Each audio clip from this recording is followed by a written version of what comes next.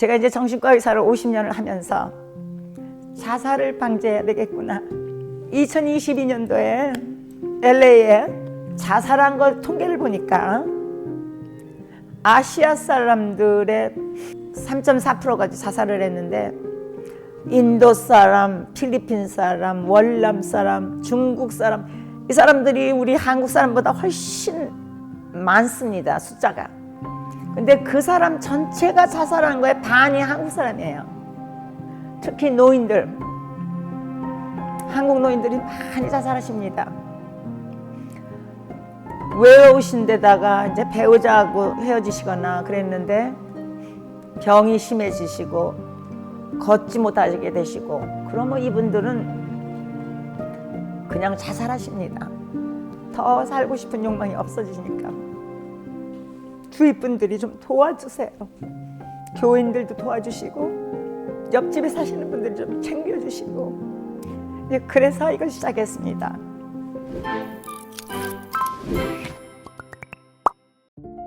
조울증 환자들이 증상이 심해서 입원을 하고 퇴원을 하면은요, 그때 자살을 많이 한답니다. 그래서 그때가 굉장히 위험할 때인데, 이분들은 특징이 본인들이 이제 약간 그 과대망상이 있어가지고 자기가 다 핸들할 수 있는데 왜 내가 의사를 보느냐, 내가 왜 약을 먹느냐.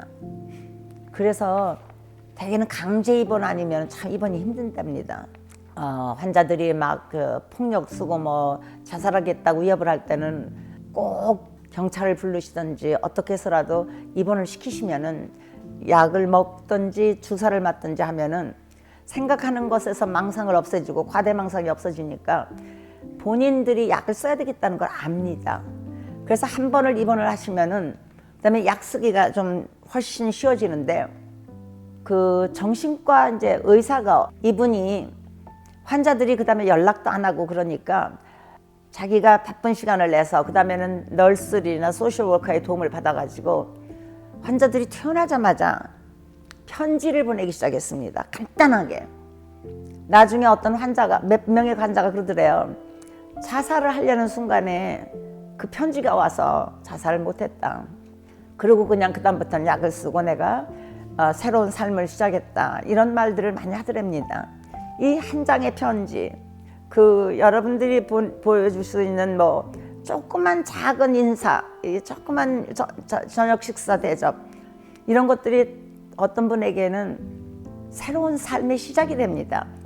얼마 전에 이곳 이제 어느 은행장 되시는 분이 저한테 자신 교회를 좀 와달래요. 그래서 한번 우울증이라든가 자살에 대해서 강의를 좀 한번 해달라고 그러시더라고요.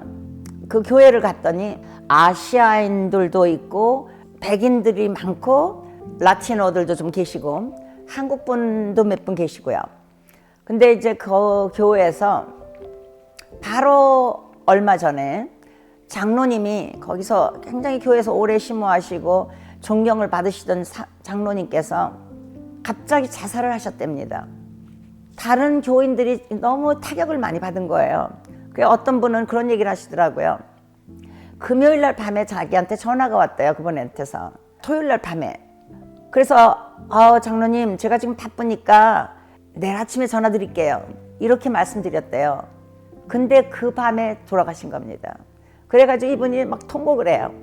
어떤 분들은 이렇게 말씀을 하세요.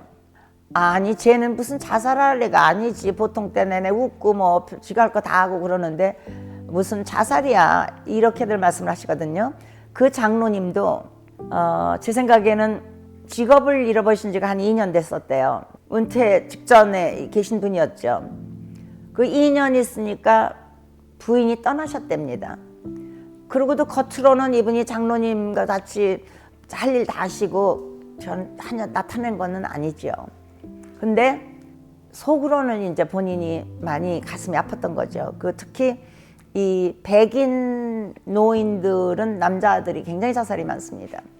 왜냐면 65세 넘어서 백인들은요, 자기 배우자를 잃어버리는 것이 17%밖에 안 돼요. 여성들은 51%가 다 남성, 자기 남편을 잃어버리는 수가 많은데, 그리고 남성분들이 중년기 지나서부터는 훨씬 더 이모셔널하게 여성화 되십니다. 그래서 좀 더 예민해지시고 집안에 더 들어와 계시려고 그러고, 그러니까 이런 것에 조금 더 힘든 거죠. 은퇴 후에 배우자를 잃었다는 거는 두 가지를 다 잃은 거나 마찬가지입니다. 아이덴티티거든요, 조합은. 근데 아이덴티티가 없어진 거고, 그나마 같이 계실 부인이 이제 떠났으니까. 또 청소년들, 얘네들은요 우울하단 말 한 번도 안 해요. 그리고 자기가 우울하다고 느끼지 못합니다. 그러나 청소년들은 우울하면은 하는 일이, 얘네들이 제일 먼저 하는 게 일단 먹습니다. 그리고 잡니다. 계속 자고요.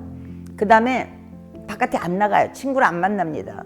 완전히 자기가 이제 모든 흥미를 잃어버렸고, 우울할 땐 잠을 많이 자거나 못 자거나, 음식을 많이 먹거나 못 먹거나, 의욕이 없어지고 친구를 안 만나요. 그리고 아이솔레이트하고 그냥 혼자서 있습니다. 그리고 몸이 피곤해집니다. 그러니까 누워 있습니다.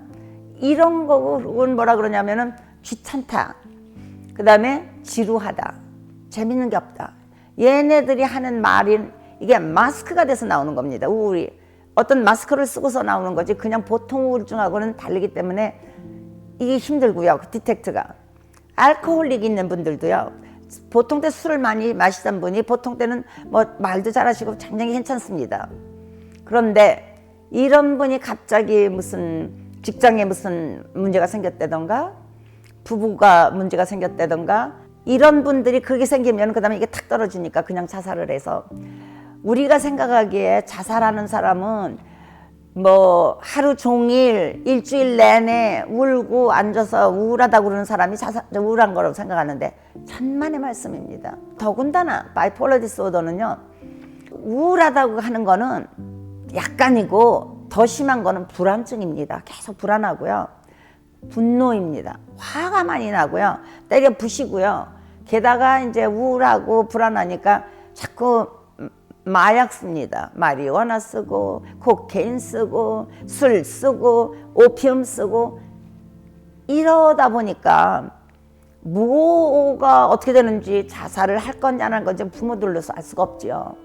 그래서 참 힘듭니다. 살아계신 분들, 남아계신 분들이 사실은 더 힘듭니다. 저는 그런 분들을 많이 보기 때문에 간 사람도 문제지만 남아있는 사람들의 일생이 전부 다 힘들어집니다. 오늘 제가 얘기하려는 거는 자살에 어떻게 예방을 할 수 있나, 이제 이런 것을 좀 말씀드리고 싶습니다. 희망을 갖기 위해서. 1980년도 소련 수상이 골바초프였죠. 이 사람이 페레스트로이카라는 그 운동을 시작했습니다. 그게 뭐냐면은 재구성이라는 말인데요. 그래가지고 결국은 소련이 그 공산체제는 붕괴되고 새로운 어떤 점에서 나라가 됐지 않습니까? 그러면서 골바초프 씨가 전국에서 술 만드는 사람들을 중지시켰습니다. 술을 못 팔게 했습니다. 그랬더니 1984년부터 86년 사이, 그러니까 4년 후부터 6년 사이, 이때 소련 사람들의 자살률이 40%나 줄었습니다. 그러니까 이거는 술이 얼마나 자살을 높이는가를 아주 단정적으로 나타내는 거죠. 제 생각에는 이 술처럼 큰 영향을 준 게 없다고 저는 생각합니다. 그 당시 그 근처에 있는 유럽의 나라들은 인구의 3%가 자살을 하고 있을 때였습니다. 그거는 좀 뭐냐 하면은 사회적으로 어떤 환경을 만들어 줌으로써 자살을 방지할 수 있다는 얘기입니다. 이런 것을 생각하고 이게 국회나 이런 데서 정부가 무언가 방도를 찾아야 됩니다. 그래서 그렇게 함으로써 자살을 좀 줄여야 됩니다. 한국 사람 지금 너무나 세계에서 제일 자살 많다는 얘기를 한 거의 10년간 들어오고 있는데, 외국에 와 있는 저도 가슴이 아픈 것이 우리 고국의 거를 따릅니다. 디아스포라들, 이민자들은요, 자기들이 찾아간 나라, 미국이라던가 일본이라던가 중국의 자살률을 따르는 게 아닙니다. 고국의 자살률을 따릅니다. 빠친코라는 소설을 쓴 이민진 그 변호사님이, 작가지요, 이제 변호사 일을 안 하시는데, 그 책을 쓰게 된 동기가요, 제가 그분의 글을 읽어봤더니 본인이 예일에서 2학년 때, 19살 때 일본에서 선교를 하시던 선교사님이 오셔서 이제 자기하고 얘기를 하는데 그런 얘기를 하시더래요. 13살 된 한국인 제1교포가 자살을 하게 된 이유가, 얘가 이제 중학생인데 학년이 끝날 때는 우리 전부 다 앨범 나오지 않습니까? 그럼 앨범에다가 친구들이 이제 사인해 주지 않습니까? 너 죽어, 그런 게 많이 있었대요. 그래서 그냥 학교 옥상에 올라가서 떨어져 죽었답니다. 그래서 그 얘기를 듣고 나서 이 책을 쓰게 된 동기가 됐답니다. 이민을 갔어도 그쪽 자살률을 따르는 게 아니라 고국 걸 따릅니다. 제일 자살이 많은 우리 고국. 세계적으로는 자살률이 11.4고요. 모든 인간이 사망하는 원인의 15번째가 자살이랍니다. 그리고 세계적으로 미국과 마찬가지로 15세부터 29세 사이 젊은 나이에 죽는 원인이 첫째는 사고, 둘째가 자살이고요. 그거는 모든 세계가 다 그렇답니다. 잘 사는 나라에서는 중년 남성의 자살이 제일 많고, 못 사는 나라일수록 젊은 애들과 가난한 집 여자들 자살을 많이 한다는 거니까 이게 참 어떤 점에서는 생각해 볼 문제라고 생각이 듭니다.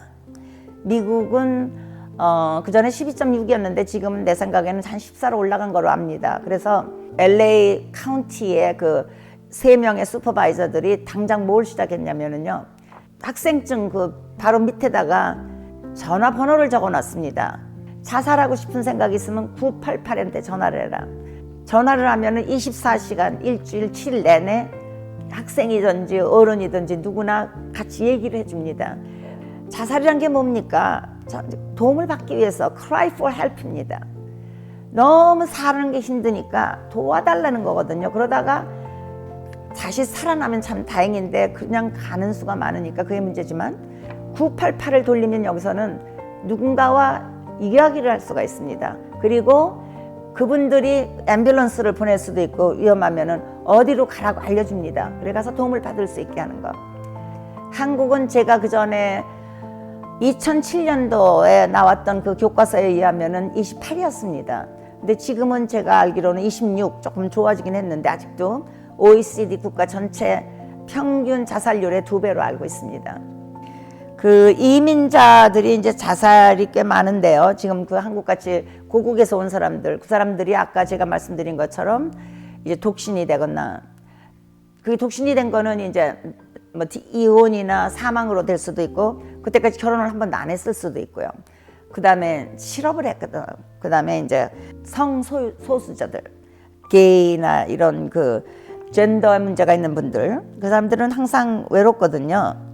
그리고 이분들이 이제 노인이 돼서 이제 육체적 질환까지 생기고, 게다가 이제 디세이블 될 때, 이때 이제 굉장히 문제가 많아지죠. 이 한국에서 아동 학대 법을 정할 때 참여했던 성민선 교수, 그때 성심대학교 그 보건대학원 원장이셨던 분이 그거에 많이 이제 참여를 해가지고, 그때 와가지고 이제 그 패널 디스커션을 할 때 아동 학대 그 방지죄가 필요하냐, 아니 필요하지 않냐, 그걸 이제 세 명 하는데 이제 결정을 하는데요. 대부분의 남자 교수님들이나 남자 그 국가 공무원께서는, 아니 학대가 무슨 필요하냐, 부모가 다 사랑을 하는데 조금 이제 아이들한테 훈육을 하는 거지, 훈육이 무슨 학대냐 그러시는데, 저나 또 여성 변호사님이 한 분 오셨습니다. 그런 분들은 처음부터 아이 학대하려고 훈육하는 사람 한 번도 없습니다. 부모님도 인간인지라 화가 나면은 이 전두엽에서 감정을 누르시는 걸 알 수가 없으니까, 그 다음에 이 감정이 폭발하면 우리는 딱 짐승하고 똑같습니다. 이 감정은 포유동물한테서 있는 거, 우리가 포유동물이니까 그때는 그 컨트롤 못하게, 훈육이 아닙니다. 그때는 학대가 됩니다. 이거는 패스를 시키셔야 됩니다. 그 여자 변호사는 이런 애들을 많이 보신 거고요. 저는 한국에서는 안 있었지만 제가 27살까지는 한국에서 살았던 사람 아닙니까? 미국에서도 또 마찬가지입니다. 여기는 아동학대가 훨씬 법이 무서운데도 많이들 학대를 합니다. 그러니까 왜냐면 사랑한다는 이름하에 그게 이제 자기의 그 컨트롤을 잃어버리면 이제 학대가 되는 거죠. 그래서 아동학대 방지하는 법이 이제 통과됐었는데, 그 전에 많이 이제 학대를 받았던 분들, 아니면 버림을 받았던 분들, 아니면은 어린 시절에 어떤 점에서라도 마음의 상처를 많이 받았던 분들은요, 이제 어린 시절부터 이렇게 자라면서 이게 두뇌가 계속 발전해 갑니다. 그리고 성숙해 가고요. 그래서 25살 정도까지 이제 하면은 드디어 충분히 전두엽이 이제 발달이 되는 건데, 이 어린 시절에 학대를 받았거나 마음의 상처를 많이 받았거나 버림을 받았거나 그랬던 사람은요, 이 너브들이 이게 성숙하는데 문제가 생깁니다. 왜냐면 그 메칠이라는 그 문자가 와서 거기 메칠레이션을 시켜버리고 나면은요, 그 좋은 유전적인 그 여러 가지 이제 집행 기능 해야 되는 거, 그러니까 참을 수 있는 기능, 공부할 수 있는 기능, 외우는 기능, 이런 것들이요 다 못하게 돼요. 많이 줄어듭니다. 그래서 그 두뇌가 이제 발달해 나가는데 지장이 많아요. 그래서 어린 시절에 학대받았거나 이 버림받았던 사람들 중에서는 그러니까 살아가기가 힘듭니다. 그리고 이분들이 그래서 자살이 많습니다. 그래서 어린이 학대하시면은 그 사람은 나중에 자살할 수 있는 확률이 굉장히 커집니다. 그러니까 아이들이 잘 되라고 훈육하시다가 학대가 되는 건데, 훈육하는 거를 제 생각에는 부모님이 컨트롤을 하시면서 할 말 안 할 말 다 하시는 게 아니고, 아이들에게 상처 주지 마시고 아이들 존중해 주시고 그러면서 기르시기 바랍니다. 그래서 얘네들이 자기들이 그 두뇌가 성숙할 수 있는 걸 충분히 성숙하면은요, 16살쯤 되면은 나와 저쪽 사람 부모의 사정을 이렇게 바꿔서 생각할 수 있는 기능도 생기고, 12살쯤 되면은 우리 어머니가 왜 나를 갖다 이렇게 야단치는지, 나를 사랑해서 그렇구나, 원인과 결과를 유추할 수 있는 기능이 그때 생깁니다. 12살 전에 야단을 치시면은요, 그때는 아이들이 전부 내 위주라 나 생각만 합니다. 그래서 선생님이 야단치고 엄마가 야단치면은 우리 엄마는 나를 왜 이렇게 미워하지? 그리고 그러지 않은 애들은 나는 왜 이렇게 바보지? 나는 왜 이렇게 멍텅구리야? 이렇게 생각하니까 자존감이 이렇게 땅에 떨어집니다. 그래서 여러분들이 아이들을 갖다 훈육하시려면은요, 때리거나 소리 지르거나 욱박지르시는 것보다는, 저도 그렇게 못했습니다. 저도 아이들 때리진 못했습니다. 우리 아이들은 워낙 다 태권도를 가르쳤더니 내가 손을 들면 딱 잡더라고요. 그래서 못 때렸습니다. 그런데 소리 지르고 야단을 많이 쳤는데 그거 저가 정말 후회합니다. 그런 대로 아이들이 그냥 그런 대로 잘 자라줘서 지금 고맙고요. 이미 부모님들이 사랑해서 한다는 거 아이들이 대개는 압니다. 그러니까 그 정도에서 큰 문제는 없습니다. 그러나 정말 심한 그 학대하시는 거, 이런 분들은 자기 자손이라면은 걔가 나중에 이제 두뇌가 더 발달 못하고 결국은 자살할 애를 만드는 거나 마찬가지거든요. 그러니까 조심해 주시기 바랍니다. 자살을 많이 하는 이제 정신적인 병이 있습니다. 그 병이 있으면 자살을 많이 하게 되는데요. 제가 가장 말씀드린 주요 우울증, 여성은 이 병을 걸릴 확률이 거의 한 20-30% 됩니다. 일생 동안에. 남성은 한 15% 됩니다. 일생 동안에. 그다음에 두 번째는 양극성 질환, bipolar disorder. 지금 50명 중에 1명이 이 병이 걸립니다. 세계적으로. 빨리 발견해서 치료하면은 요새 리튬이라던가 간질약이라던가 항정신제 이런 거 써가지고 치료 잘 됩니다. 주요 우울증에서 쓰는 항우울제를 쓰는 게 아닙니다. 여기는. 그거는 왜 그러냐면 그 주요 우울증에 쓰는 걸 여기다 쓰면은 갑자기 무드가 시프팅이 돼가지고 우울하던 애들은 더 우울해지고 그 다음에 더 화가 나고 자살을 할 수가 있습니다. 그래서 여러분들이 쓰시는 프로젝, 팩슬, 렉사프로 이런 것들은 주요 우울증에는 좋지만은 바이폴러 디프레션이 있을 때는 주면은 혹시라도 자살할 수가 있습니다. 그래서 정신과 의사들의 진단이 굉장히 필요하고요. 여러분, 우리 고모가 뭐 우울한 것 같으니까 내가 뭐 어떤 항우울제 갖다 준다. 절대로 그러지 마십시오. 그 고모가 지금 바이폴러 디프레션인지 여러분 자신이 가지고 있는 주요 우울증인지 그거 어떻게 하십니까? 전문가한테 가셔야 됩니다. 그래서 꼭 전문가한테 가셔가지고 약을 받으셔야 됩니다. 아무나 항우울제 주시는 거 아닙니다. 그 항우울제가 또 하나 쓰이는 거는요, 불안할 때는 씁니다. 그러니까 많이 불안하고 뭐 이제 그 공황장애 있고 이런 사람들한테는 항우울제를 줍니다. 왜 그러냐면 그때는 우울해서 주는 게 아니고 세로토닌이 둘 다 떨어진 상태거든요. 우울에도 떨어지고 불안에도 떨어집니다. 그래서 그때 이걸 써야 됩니다. 그리고 그거 쓰면서 뭐 에티반이라든가 제넥스는 급할 때마다 쓰시면 되는 겁니다. 그것만 쓰시지 않고. 그 다음에 이제 불안장애 있을 때 불안한 사람들 많이 자살하십니다.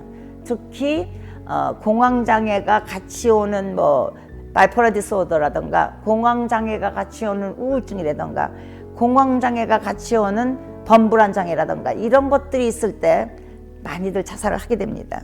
그리고 술 또는 다른 마약 장애, 술 아까 제가 말씀드렸죠. 그 다음에 마리화나, 그 다음에 오피오이드 이런 것도 많이 자살하십니다. 조현병 5% 내지 10%에서 자살하십니다.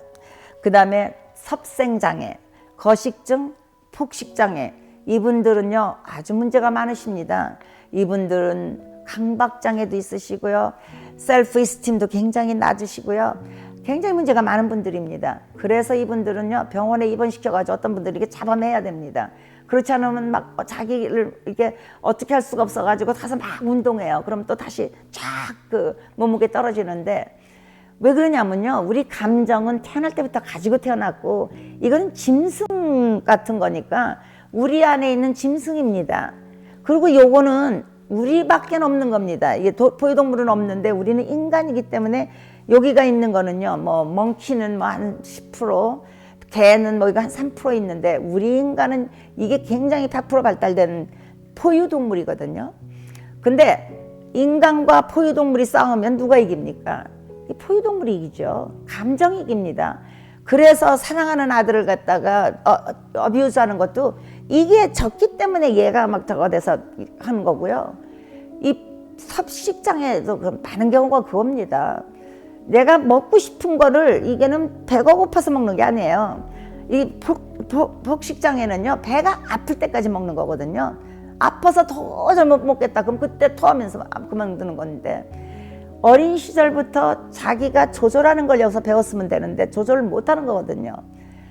많이 아이들이 학대받은 애들 그런 애들은요 어디까지 먹어야 배가 부른 건지 몰라요. 어떤 애들은. 그리고 어떤 애들은 또 운동 죽어라고 해요. 이게 빳빳 말랐어도 자기는 뚱뚱하다고 여겨요. 그러니까 여기가 옳게 행동을 못하는 거죠. 자기 셀프 이미지가 완전히 부셔진 거죠. 그래서 어린 시절에 아이들이 자기 감정 조절하는 것을 배워야 됩니다.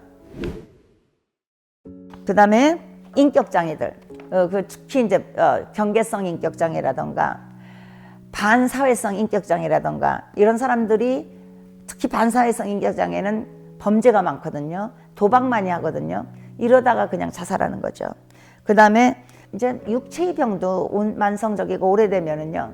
그 다음에 죽게 되는 거죠. 옛날에 이스트맨 코덱이라는 그런 회사가 있었습니다. 그러다가 이스트맨이라는 사람하고 코덱이라는 사람하고 같이 만든 회사인데 그 이스트맨이 자기 혼자 살았던 것 같아요. 싱글인데 노년이 돼가지고 우울하고 어떤 병을 진단받고 게다가 제가 알기로는 그 옆에 항상 총이 있었습니다. 미국 사람들은 총이 많지 않습니까?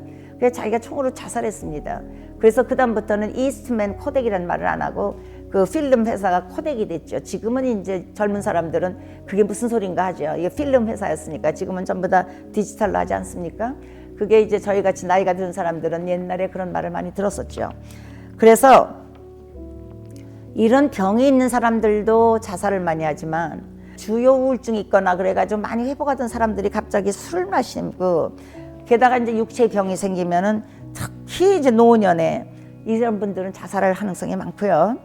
그 다음에 이런 분들을수록 상담 꼭 받으시고 그 상담을 하시는 분들은 대개 이제 소셜 워커나 가정 상담사나 사이콜로지스트나 저희들도 상담은 합니다. 정신과 의사도. 근데 이제 시간에 제한이 있으니까 일주일에 한 번씩 본다든가 일주일에 두세 번을 본다든가 이런 거가 필요할 때는 그런 상담하시는 분 좋은 분을 찾아서 하시고 저희는 이제 항우울제 그 치료하는 거 우울증에 드리고 그리고 바이폴러 디프레션 양극성 우울일 때는 제가 아까 말씀드린 것처럼 리튬, 아니면 간질 치료제, 그다음에 세 번째는 엔타이사이카릭 항정신제를 드리는데, 그래서 약물 치료 꼭 받으시고요. 그다음에 이 리튬은 광물입니다. 우리가 그 자동차 만들 때 그러니까 리튬 쓰지 않습니까? 이게 자연에도 어느 정도 있습니다.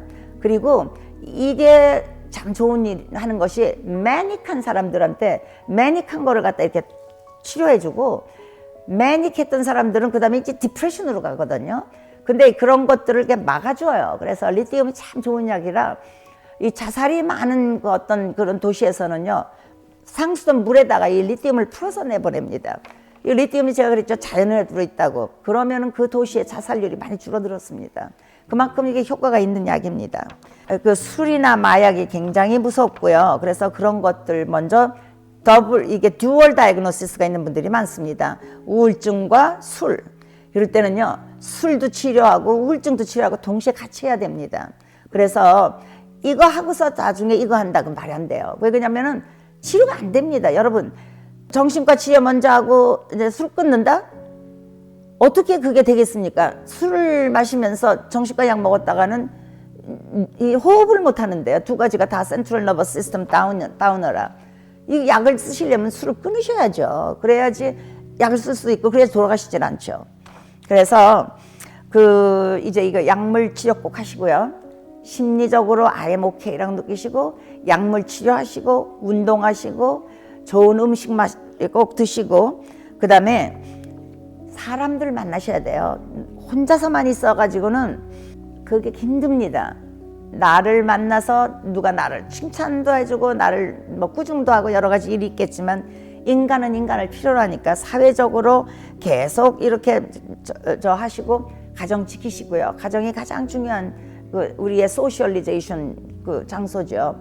그리고 영적인 거 기도하시고, 불교 믿으시고, 자기가 원하는 어떤 높은 존재를 갖다 이렇게 기대하시면은요, 청소년들이 마약 쓰다가 재활하고 나서 재발이 많은데, 교회 나가거나 불교 믿거나 종교가 있는 티네이저들은 비교적 재발이 적다고 합니다. 종교가 이럴 때는 굉장히 좋고요. 너무 심한 것이 아닐 때는 옳은 종교는 참 중요하죠. 그리고 그래서 영적, 사회적, 그리고 제가 그 환경 얘기를 했는데요. 학생들인 경우에 학교에다 미리 얘기를 해놓으시는 게 참 중요합니다. 특히 미국에서는 그러면은요, 많이 도와줍니다. 한국도 이제 그래야 됩니다. 제 친구 성민선 교수가 한국에도 이 소셜 워커가 다 학교에도 있어야 된다고 믿는 사람이고, 저도 그렇게 생각합니다. 여기는 이제 소셜 워커도 있고 카운슬러도 있고 그렇죠. 그래서 이런 식으로 치료를 같이 하시고요.